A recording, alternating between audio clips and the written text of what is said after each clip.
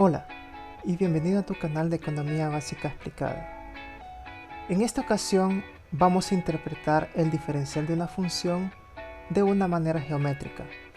Partamos de una función, por ejemplo, y igual a f de x. Tomemos un primer punto inicial, llamémosle este punto A.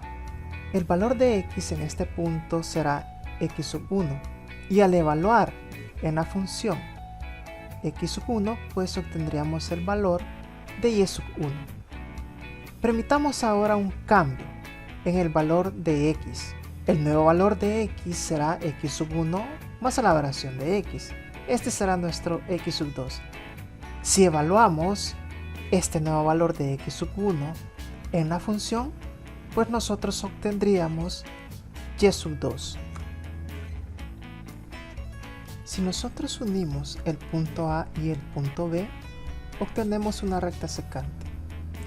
Consideremos ahora el punto C. Entre A y C observamos una distancia, el cual no es más que la variación de x, mientras que la variación de y sería la altura de C a B.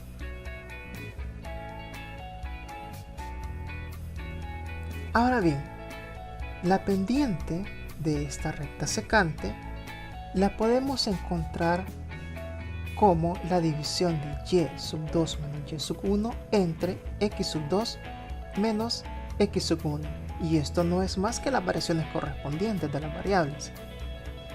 Si nosotros la denotamos por una sustitución en la función, pues obtendríamos f evaluada en x sub 1 más la variación de x. A eso le restamos la función evaluada en x sub 1 y la dividimos entre la variación de x.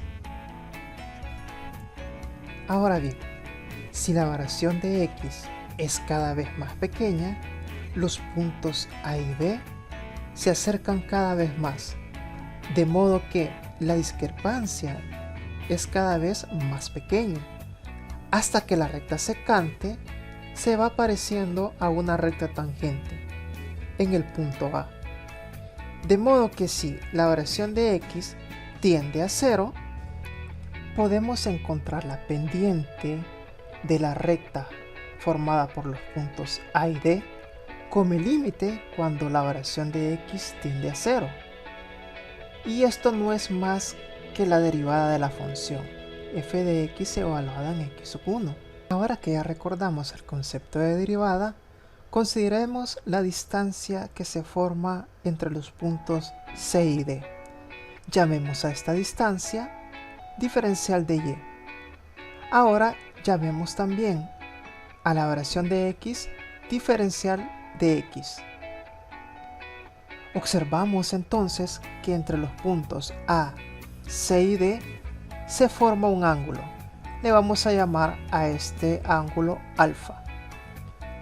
Si nosotros encontramos la tangente de alfa, eso lo podemos realizar como el cateto opuesto entre el cateto adyacente, y esto no es más que dividir la distancia C y D entre la distancia C.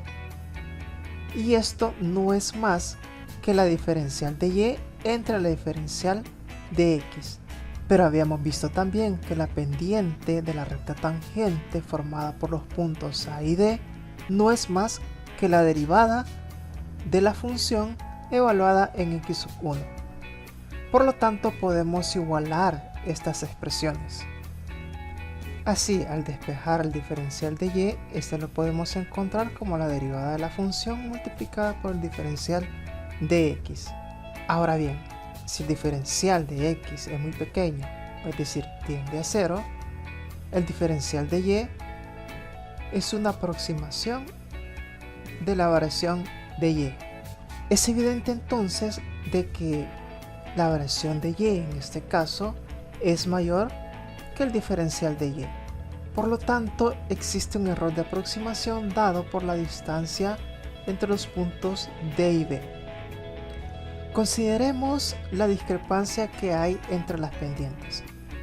Recordemos que la pendiente de la recta A y B la habíamos encontrado como la variación de y entre la variación de x, mientras que la pendiente de la recta formada por a y d la habíamos encontrado como la diferencial de y entre la diferencial de x.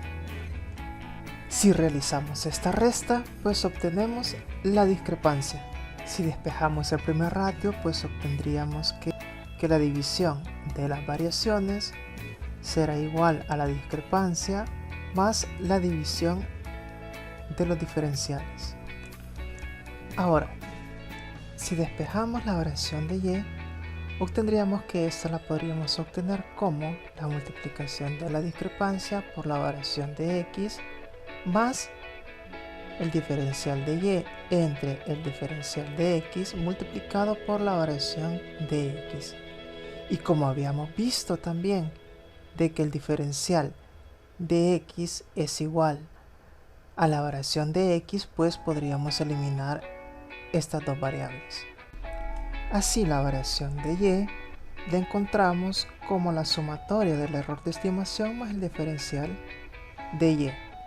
La variación de y menos el diferencial de y nos da el error de estimación, que como ya habíamos visto estaba definido entre los puntos D y B.